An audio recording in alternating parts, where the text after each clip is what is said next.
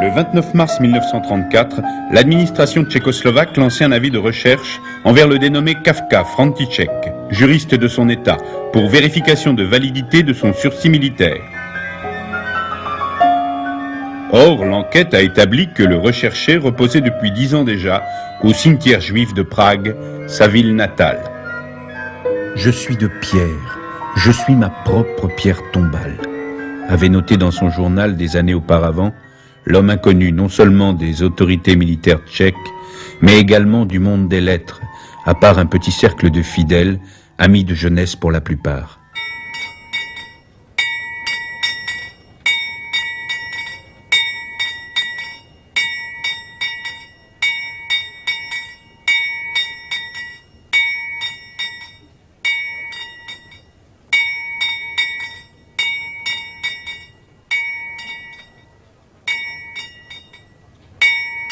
Il s'en est fallu de peu pour que le nom de Franz Kafka ne dépasse jamais le milieu étroit de poètes, romanciers et nouvellistes juifs, ni tchèques ni allemands, confinés dans le quartier de la vieille ville, à la place de l'ancien ghetto.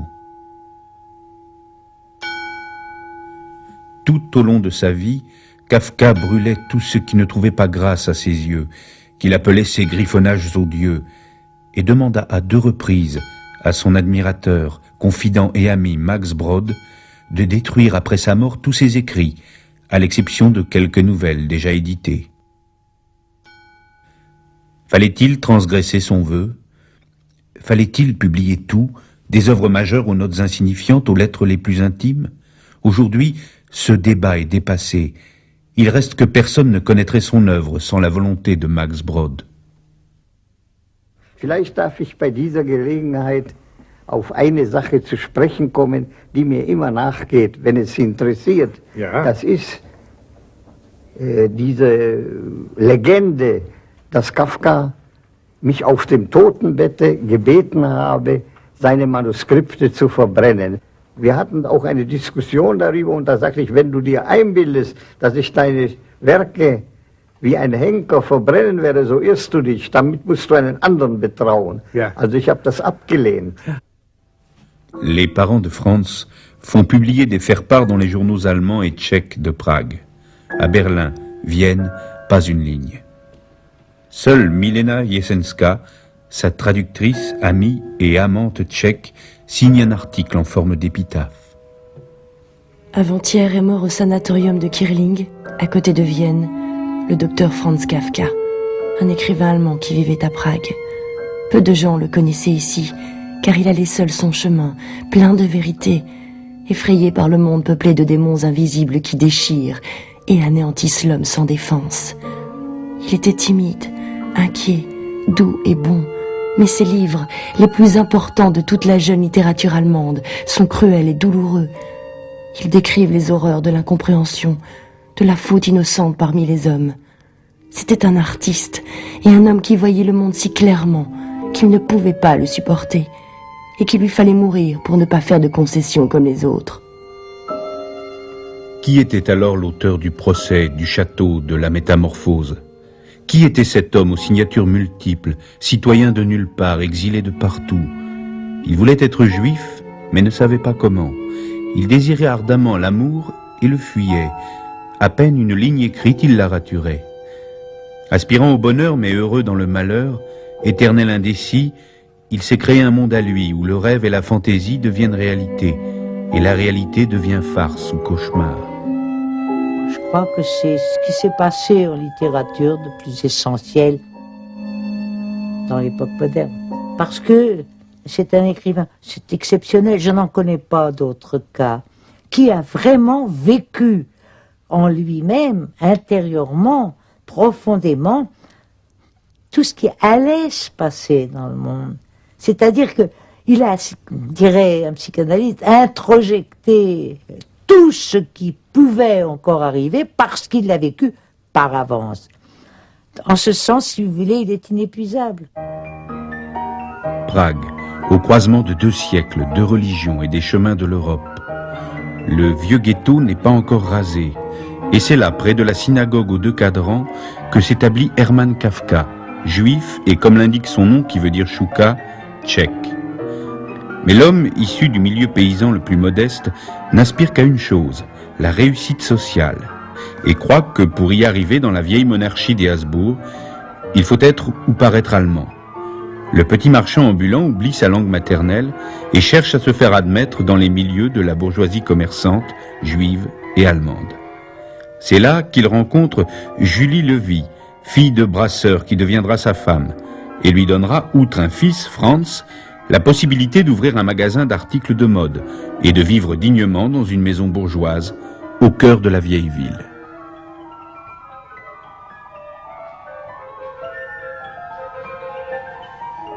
Hermann travaille dur, avec persévérance. Il a le goût de la vie, des affaires, de la conquête. C'est sans doute ce caractère exubérant qui a plu à l'infiniment bonne et serviable Julie, dorénavant engagée dans la course à l'estime sociale aux côtés de son mari. Chaque déménagement, chaque changement de magasin les rapproche autant de la prestigieuse place de la vieille ville que du rêve du père de Franz Kafka, devenir notable, être quelqu'un.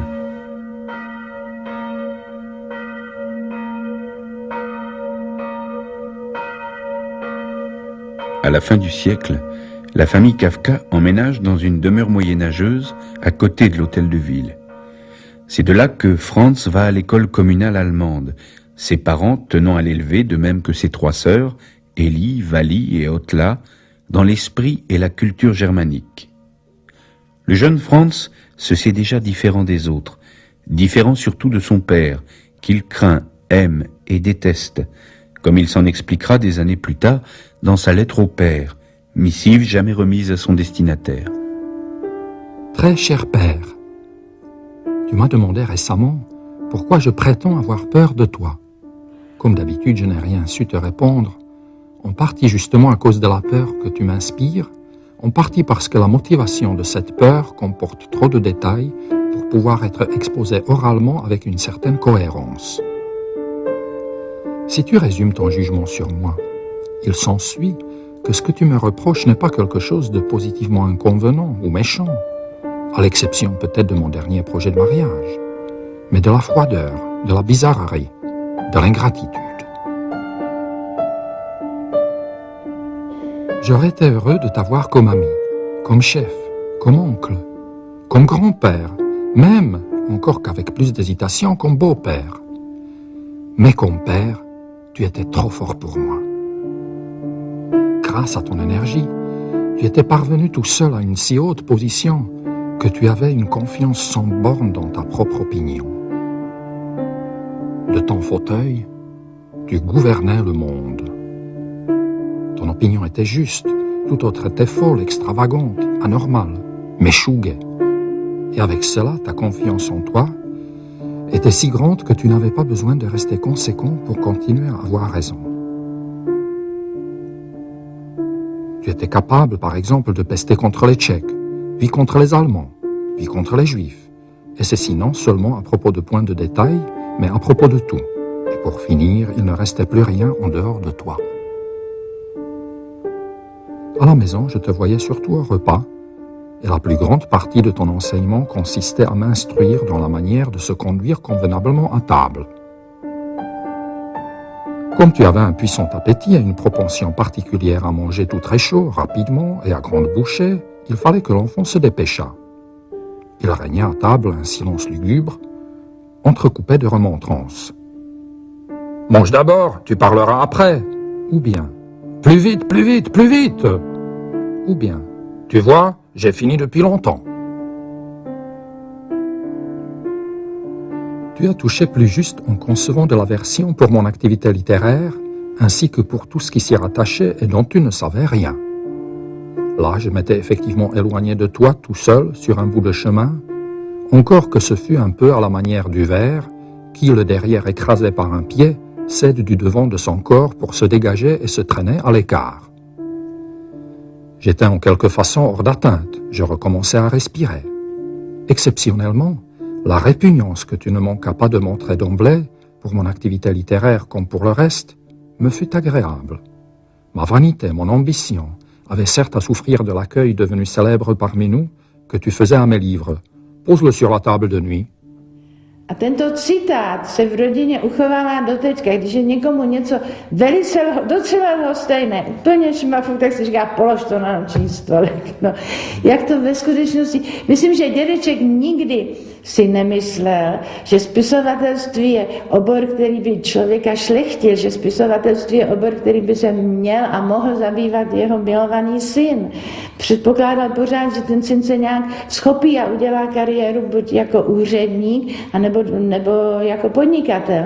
Ale spisovatelství pokládal za věc vedlejší, která rozhodně nemůže naplňovat lidský život a která teda rozhodně není důstojná, aby se jí zabýval jeho syn.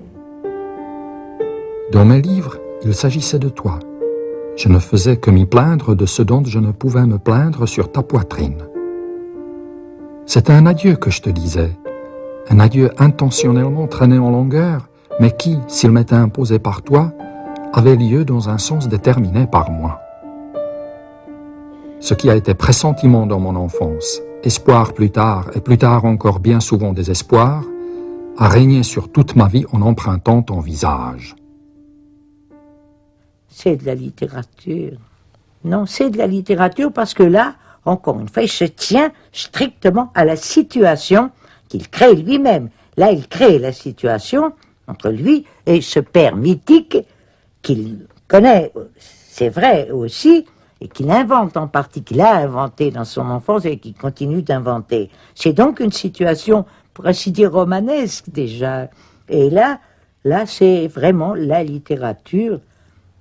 Parce que, vous savez, s'il n'y avait pas la grâce, je dirais la grâce de la littérature et de l'art de Kafka, cette lettre n'aurait jamais atteint tous les destinataires auxquels elle n'était pas destinée.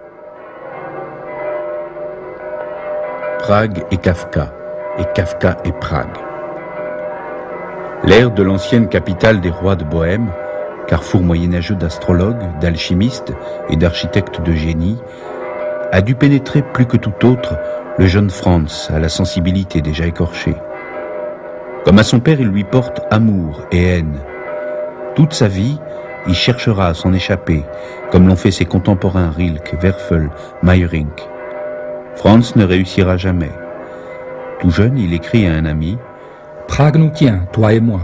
La petite mère a des griffes. Elle ne nous laissera pas partir facilement, à moins qu'on y mette le feu par les deux bouts. » En 1901, Kafka entre à la faculté de droit de l'université allemande de Prague, se passionne pour la littérature, flirte avec l'anarchisme et fait la rencontre décisive de sa vie, celle de Max Brod. Er war an der Hochschule schon ein Jahr und ich bin gerade in die Hochschule eingetreten und da haben wir uns in dem Studentenverein kennengelernt und zwar bei einer Debatte über Nietzsche. Da habe ich heftig Nietzsche angegriffen, während Kafka eigentlich merkwürdigerweise in seiner Jugend sehr stark Nietzsche gelesen hat. Und die ersten Briefe, die veröffentlicht sind, handeln auch davon, dass er einem Mädchen abends bei romantischer Stimmung auf dem Lande beim Schein einer Kerze Nietzsche vorgelesen hat. Und da lernte ich ihn kennen. Und auf dem Nachhauseweg, der sich sehr lange dehnte, denn wir begleiteten einander hin und zurück, kamen wir in alle möglichen literarischen Probleme. Dieu ne veut pas que j'écrive. Moi, je dois. C'est ce qu'écrit Franz à l'âge de 20 ans à Oskar Polak, un ami intime. Son tout premier texte connu, Description d'un combat, a pour cadre précis Prague, avec le pont Charles et son défilé de statues baroques, le mont Saint-Pierre, lieu privilégié de ses promenades, où il lit Goethe, Tolstoï et Flaubert en français, et rêve d'inventer des histoires d'amour et des situations extraordinaires, avec un peu de brutalité et un viol pour faire bon effet. Et il rajoute « Le monde prodigieux que j'ai dans la tête. Mais comment me libérer alors et le libérer sans me déchirer ? Et plutôt 1000 fois être déchiré que le retenir en moi ou l'enterrer. Je suis ici pour cela, je m'en rends parfaitement compte. »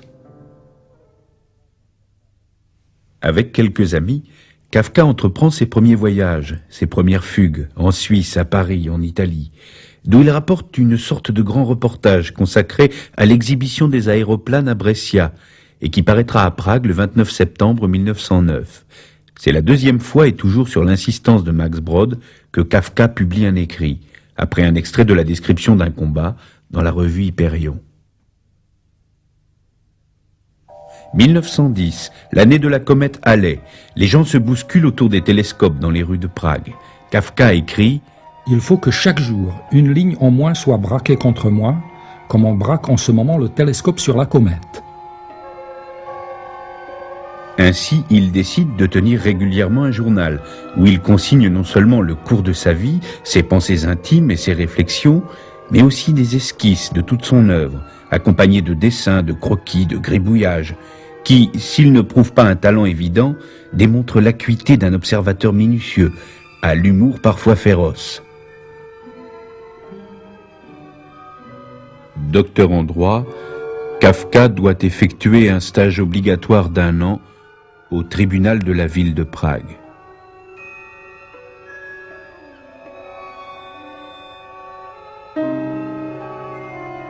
Ici, les bâtiments, les locaux n'ont guère changé depuis bientôt un siècle.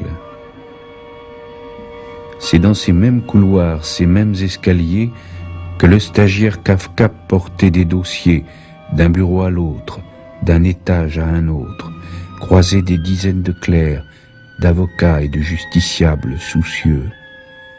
Comment ne pas y songer à la lecture du procès? Alors je suis libre, dit K avec hésitation. Oui, dit le peintre, mais libre seulement en apparence, ou pour mieux dire, temporairement. Car les juges subalternes dont font partie mes relations n'ont pas le droit d'acquitter définitivement. Ce droit n'appartient qu'au tribunal suprême, lequel est tout à fait inaccessible pour vous, pour moi, pour nous tous. À quoi ressemble ce tribunal, nous ne le savons pas, et d'ailleurs, soit dit en passant, nous ne tenons pas à le savoir. En cas d'acquittement réel, les dossiers du procès doivent être entièrement retirés. Ils disparaissent complètement de la procédure. On détruit non seulement l'accusation, mais le procès et même l'acquittement. On détruit tout. Il n'en va pas de même en cas d'acquittement apparent. La seule modification du dossier est alors l'adjonction de l'attestation d'innocence, de l'acquittement et de l'exposé de ses motifs. Pour le reste, le dossier va être transmis aux tribunaux d'instance supérieure, redescendre vers les instances inférieures et faire ainsi la navette de haut en bas et de bas en haut, selon des fluctuations plus ou moins amples et avec des arrêts plus ou moins longs. Ces voies sont impénétrables. De l'extérieur, on pourrait parfois croire que tout est oublié depuis longtemps, que le dossier est perdu et que l'acquittement est intégral. Un initié ne croira rien de tel. Aucun dossier ne se perd et le tribunal n'oublie jamais rien. Un jour où personne ne s'y attend, un juge quelconque compulse le dossier plus attentivement, s'aperçoit qu'en cette affaire, l'accusation n'est pas éteinte et ordonne une immédiate arrestation.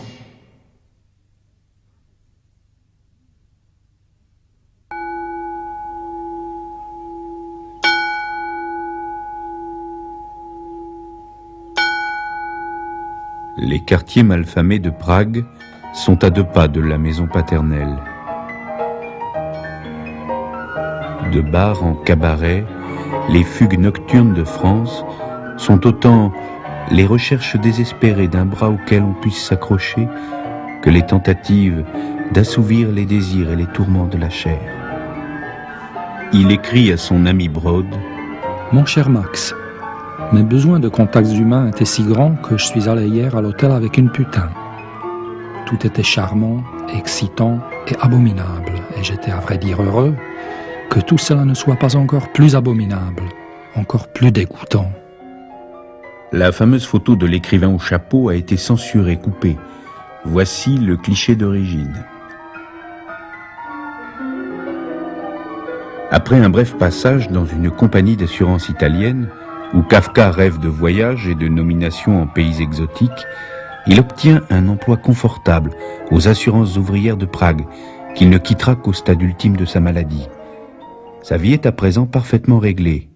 De 8h à 14h, travail de bureau, puis une longue sieste suivie de promenade ou piscine. Ce n'est que la nuit que vient le vrai travail, l'écriture, que Kafka considère tour à tour comme sa seule consolation ou la lutte acharnée contre les démons. Il arrive que cette lutte devienne trop épuisante, dure toute la nuit, et que Kafka soit incapable de se présenter à son poste le lendemain, envoyant alors immédiatement une lettre d'excuse. Il confie à un ami: Que de besogne j'ai à faire. Dans mes 4 districts, pour ne rien dire de mes autres travaux, les gens tombent des échafaudages comme s'ils étaient ivres. Ils se jettent dans les machines, toutes les poutres se retournent, tous les remblais s'effondrent, toutes les échelles glissent. Tout ce qu'on veut soulever se renverse par terre, et quand on veut faire descendre quelque chose, on tombe soi-même dessus. Cette plongée dans l'univers de la paperasse et de la bureaucratie, avec son lot quotidien de sordides histoires d'assurance, fertilise l'imagination et la fantaisie de Kafka et renforce son penchant naturel pour le comique de situation et l'humour noir. Ces vies parallèles, le conflit permanent entre l'employé et le créateur, font souffrir Franz de plus en plus douloureusement. Mon bonheur, mes capacités, toutes mes possibilités d'être utile à quelque chose résident depuis toujours dans la littérature. Or, je ne puis pas me donner aussi totalement qu'il faudrait à cette activité littéraire. Sans même parler de ma situation de famille et de ma santé, la littérature ne pourrait pas me faire vivre, ne serait-ce qu'à cause de la lenteur de ma production et du caractère particulier de mes écrits. Voilà pourquoi je suis devenu fonctionnaire dans une compagnie d'assurance sociale. Or, ces 2 professions ne pourront jamais se tolérer l'une l'autre, ni admettre un bonheur en commun. À la veille de la Première Guerre, Hermann Kafka atteint enfin le but de sa vie. Il possède un grand magasin au Palais Kinski. Franz y suit toujours le cercle familial, si détesté, si douillet. Le spectacle du lit conjugal à la maison, des draps qui ont servi, des chemises de nuit soigneusement étendues peut mériter au point de me donner envie de vomir, peut littéralement me révulser. J'ai l'impression de n'être pas né définitivement, de naître à tout moment, émergeant sans cesse de ce monde étouffant dans cette chambre étouffante. C'est là que Kafka a écrit une histoire, selon lui, à faire une peur bleue et parfaitement répugnante, la métamorphose. Monsieur Samsa, je vous prenais pour un garçon raisonnable, un employé ponctuel. Et voilà que vous vous donnez des airs de vouloir étonner la galerie par vos extravagances. Vous devriez le savoir et songer à vos parents. Je me permets de le dire devant eux, puisqu'aussi bien vous me refusez l'accès de votre chambre. Il va ouvrir, monsieur le gérant. Ce n'est qu'un malaise, monsieur le gérant. Je le souhaite, madame. Grégoire? C'est Greg. Qu'est-ce que tu fais? Monsieur Samsa, votre travail ces derniers temps ne nous a pas donné entière satisfaction. Le volume de vos commandes a nettement diminué. Grégoire. Peut-être que la saison ne se prête pas aux affaires. Apprenez, monsieur Samsa, que pour un commerçant, il n'y a pas de bonne ou de mauvaise saison. Il n'y a que de bons ou de mauvais vendeurs. Attention. Quoi? La clé, elle tourne. Il a du mal, vous voyez. Oh, comme il doit être faible. Mon chéri, va te recoucher. Enfin.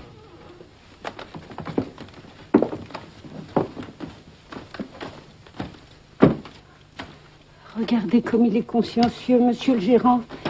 Il a même fait ses comptes avant d'aller se coucher. Mais où est-il? Il est dans son lit, voyons. Grégoire, où te caches-tu, mon enfant? Mais enfin, il n'a pas disparu. Allons, Grégoire. Allons, cesse de plaisanter. Je vous disais bien qu'il était soigneux, monsieur le gérant. Excusez-le. Grégoire. C'est encore un enfant, vous savez, il est très joueur. Grégoire. Grégoire? Hein? Il est ici? Je suis ici. Ici. Ah, il est là. Mon Dieu, Hermann, il est fou. Grégoire. Mon fils. fils. C'est toi? Oui, c'est moi. Maman! Maman! Au secours! Viens vite, Brute! Ne partez pas, monsieur le gérant! Arrière, Satan!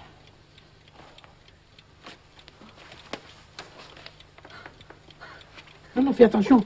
Fais attention, Brute! Fais attention. Ne marche pas dessus. Ne marchons pas dessus. Il est par terre. Grégoire? C'est lui? Ça?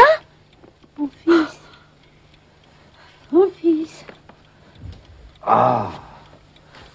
Monsieur le gérant, votre canne. Vous oubliez votre canne, monsieur le gérant. Tu vas rentrer, toi?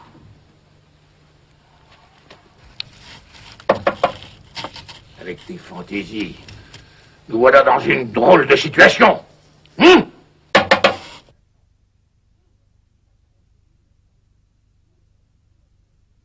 C'est absolument extraordinaire. Il vit littéralement dans la bête qu'il décrit. Justement, c'est pourquoi je me suis toujours opposé à ce qu'on parle de symbole. Pas de symbole. Il y a quelqu'un qui vit avec une puissance d'identification et de, qu'on disait, de compassion intérieure, je crois, tout à fait inimitable. C'est pourquoi il a tant souffert. Vous vous rendez compte de ce que ça représente comme capacité de se défaire de soi-même, justement parce qu'on est rentré très loin en soi-même. C'est ça le secret de Kafka. Alors bon, il est un singe, il est une toupie, il est un jeu de patience, il est les choses les plus misérables, les plus dérisoires, les plus... Et c'est par là qu'il dit la vérité.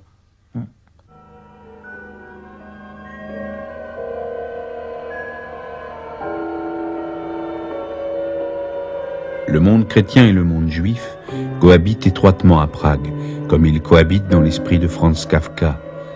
Pendant longtemps, sa chambre dans l'appartement familial donne à l'intérieur même de la cathédrale de Thine, la précédente propriétaire invalide ayant obtenu ce curieux privilège pour pouvoir assister aux offices malgré sa maladie. La famille Kafka déménage une nouvelle fois. Cette fois-ci, les fenêtres s'ouvrent sur la tombe de Rabbi Löwe, enterré au vieux cimetière juif avec le secret de sa créature artificielle, le golem.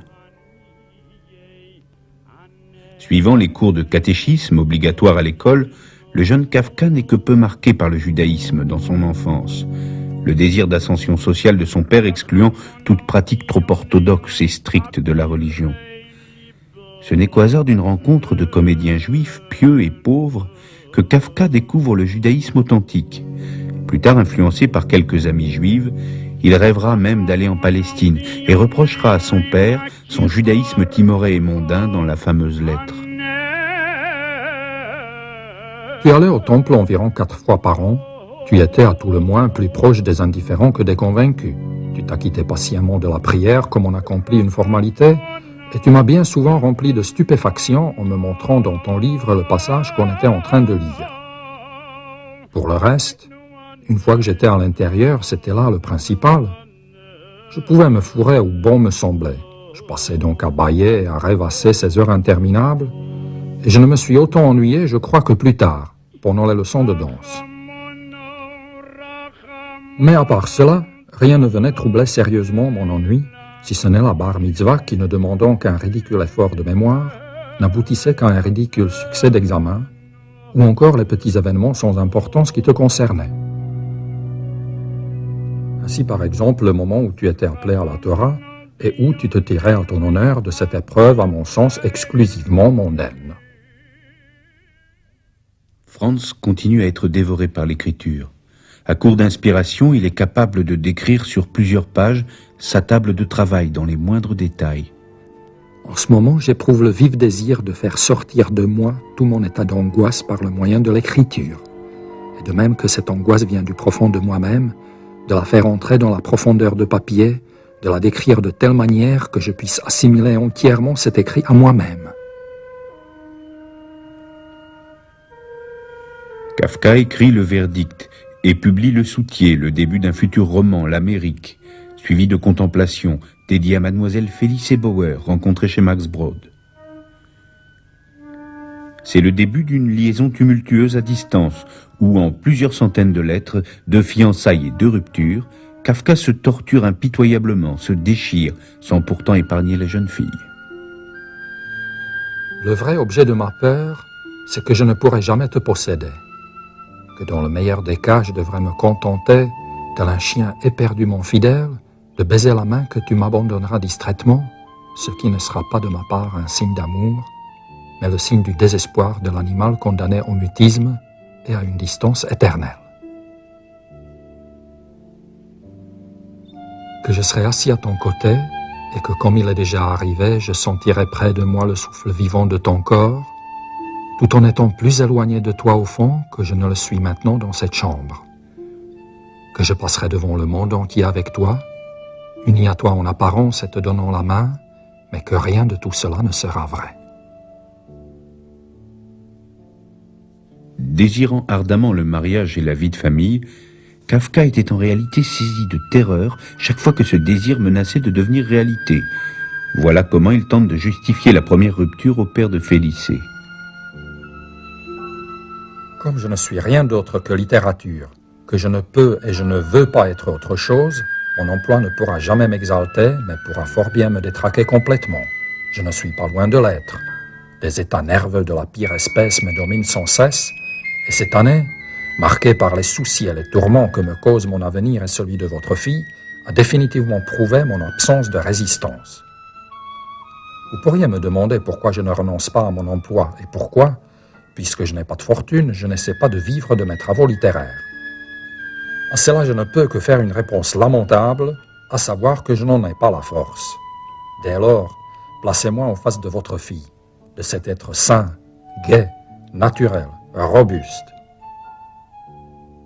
Comme je le lui ai répété dans quelques 500 lettres, dans la mesure où je puis le prévoir, elle sera nécessairement malheureuse avec moi.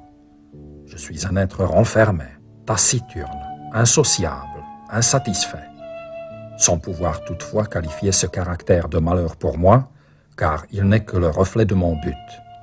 Tout ce qui n'est pas la littérature m'ennuie et je le hais, car cela me dérange et m'entrave.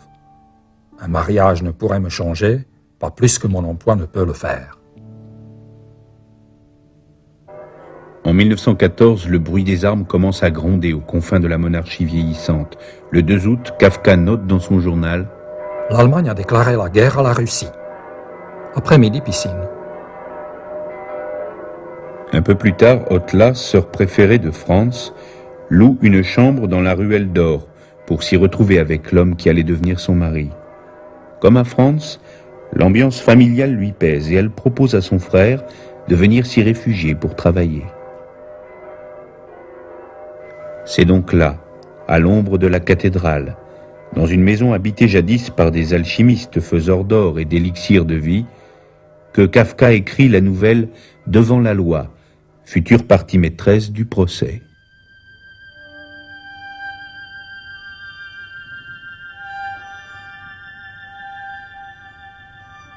Devant la porte de la loi se tient un gardien. Ce gardien voit arriver un homme de la campagne qui sollicite accès à la loi. Mais le gardien dit qu'il ne peut le laisser entrer maintenant. L'homme réfléchit, puis demande si alors il pourra entrer plus tard. C'est possible, dit le gardien, mais pas maintenant. Comme la grande porte de la loi est ouverte, comme toujours, et que le gardien s'écarte, l'homme se penche pour regarder à l'intérieur. Quand le gardien s'en aperçoit, il rit et dit « Si tu es tellement attiré, essaie donc d'entrer en dépit de mon interdiction. Mais sache que je suis puissant, et je ne suis que le dernier des gardiens. De salle en salle, il y a des gardiens de plus en plus puissants. La vue du troisième est déjà insupportable, même pour moi. » L'homme de la campagne ne s'attendait pas à de telles difficultés. La loi est pourtant censée être accessible à tous à tout moment, pense-t-il. Le gardien lui donne un tabouret et le fait asseoir à côté de la porte. Il y reste des jours, des années. Il retombe en enfance. étudiant le gardien depuis des années. Il connaît même les puces de son col en fourrure et il supplie jusqu'à ces puces de l'aider à fléchir le gardien. Finalement, sa vue baisse et il ne sait pas s'il fait réellement plus sombre autour de lui ou bien si ce sont seulement ses yeux qu'il trompe. Mais il distingue bien dans l'obscurité une lueur que rien n'éteint et qui passe par la porte de la loi. Alors il n'a plus longtemps à vivre. Avant qu'il meure, toute l'expérience de tout ce temps passé afflue dans sa tête et prend la forme d'une question que jamais jusque-là il n'a posée au gardien. « Qu'est-ce que tu veux encore savoir ?» dit le gardien. « Tu es insatiable. » « N'est-ce pas, dit l'homme, tout le monde voudrait tant approcher la loi. Comment se fait-il qu'au cours de toutes ces années, il n'y eut que moi qui demande à entrer ?» Le gardien se rend compte alors que c'est la fin, et pour frapper encore son oreille affaiblie, il hurle. « Personne d'autre n'avait le droit d'entrer par ici, car cette porte t'était destinée à toi seul. Maintenant, je pars et je vais la fermer. »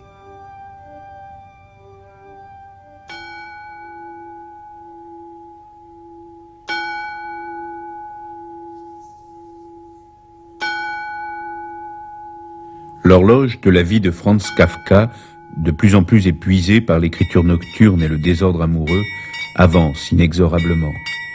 Une nuit de septembre 1917, il crache une énorme quantité de sang. La tuberculose est déclarée. Après la réconciliation et les nouvelles fiançailles avec Félicée, Franz évoque la maladie pour rompre à nouveau. Félicée chérie, que deux hommes luttent en moi, tu le sais. De même que c'est le meilleur des deux qui t'appartient. Pendant 5 ans, tu n'as pas manqué d'être informé du déroulement de ce combat, en général pour ton tourment. Il s'avère tout à coup que la perte de sang a été trop grande. Le sang que l'homme bon a versé pour te gagner profite aux mauvais. Car, en secret, je ne tiens pas du tout cette maladie pour une tuberculose, mais je la regarde comme un bon route général.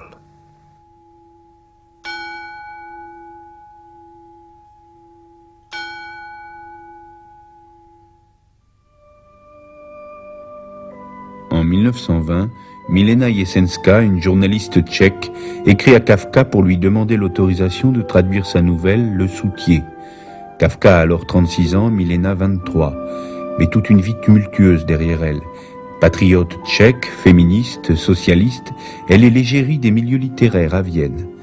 Comme toujours avec Franz, ils échangent d'abord beaucoup de lettres avant de se rencontrer, 4 ou 5 fois en tout, et de s'aimer.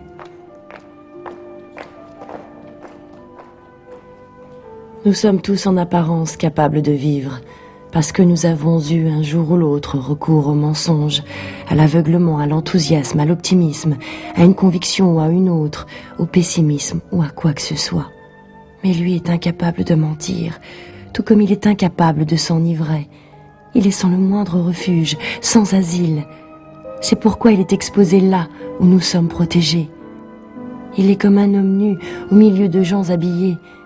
Il se considère toujours comme le coupable et celui qui est faible, et cependant, il n'y a pas au monde un deuxième être qui ait la force immense qui est la sienne, cette nécessité absolue et irrévocable d'atteindre la perfection, la pureté, la vérité.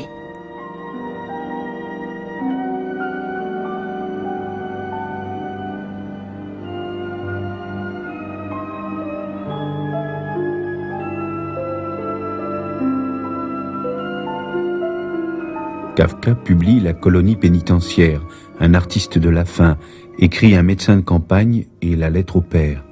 Sa maladie progresse, l'obligeant à prendre des congés de plus en plus fréquents, de plus en plus prolongés.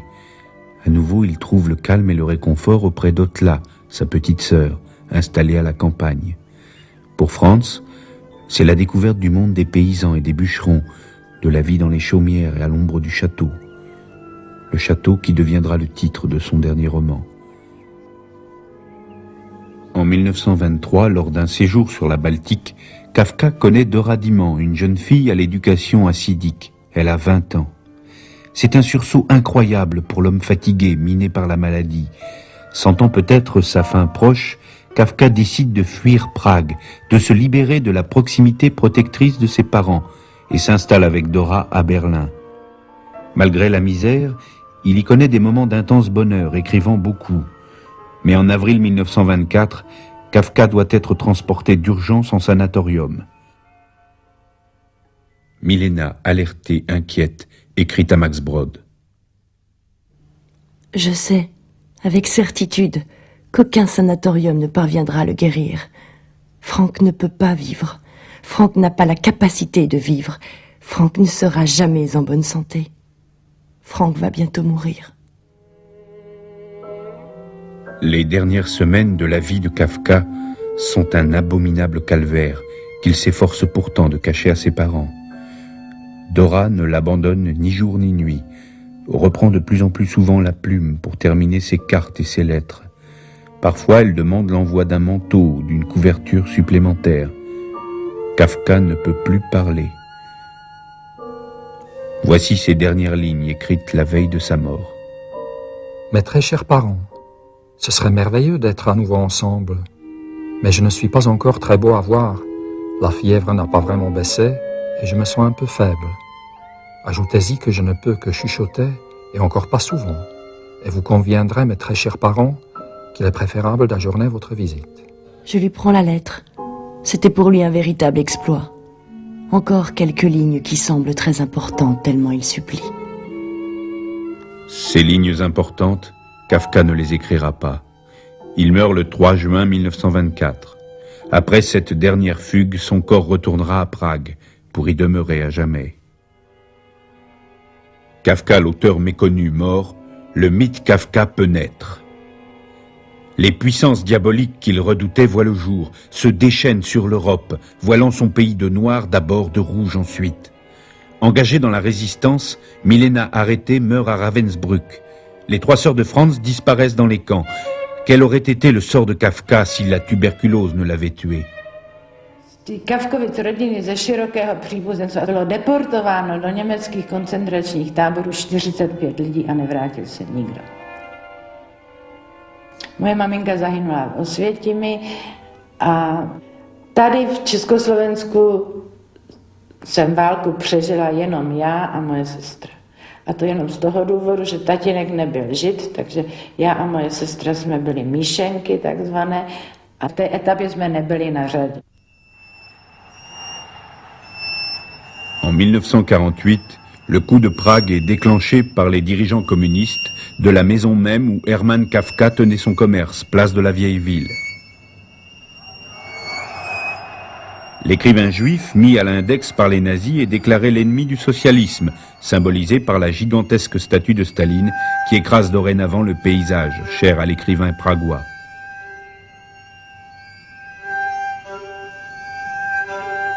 Interdit dans son pays, Kafka est publié, adulé par le monde occidental, et plus en France qu'ailleurs. Découvert par les surréalistes, revendiqué par les existentialistes, il connaît une popularité étonnante au point de susciter dans le journal Action une grande enquête au titre macabre « Faut-il brûler Kafka ?» Il y avait une sorte de, de familiarité, de parenté, si bien que Kafka a acquis une sorte de droit d'extraterritorialité, ou si on veut, d'auteur français. Il a été tout de suite naturalisé. C'est très curieux, mais il a eu en France, je crois, un destin comme nulle part ailleurs. Bon, à un moment donné, ça a été plus que fâcheux, parce que ça a donné lieu à toutes les aberrations possibles et imaginables. Cet homme, qui n'a jamais exprimé une idée dans ses livres, jamais, on lui a fait endosser toutes les philosophies possibles et imaginables. Et ça a toujours été, pour chaque mouvement typiquement français qui se développait, une sorte de patron. Considéré tour à tour comme le visionnaire ayant prédit la barbarie fasciste puis l'enfer bureaucratique du communisme, l'affabulateur Kafka finit par enflammer l'imagination des critiques marxistes, qui trouvèrent qu'après tout, les visions cauchemardesques de l'auteur pouvaient être interprétées aussi bien comme une critique de la société impérialiste. Ils ne voulaient pas, eux non plus, être privé de cette clé des songes qu'était devenue l'œuvre de Kafka. En 1965, ces adeptes du monde entier sont venus à Prague pour analyser, expliquer l'œuvre qui n'en avait nul besoin. On raconte que Max Brod aurait alors identifié un meuble d'origine incertaine comme le bureau de son ami Franz. Ceci pour la petite histoire. Pour la grande, il faut retenir que cette conférence eut un impact considérable sur toute la vie culturelle et politique du pays. Elle rétablit les ponts avec l'Occident et fit souffler un vent de liberté qui se transforma en ouragan lors du printemps de Prague en 1968.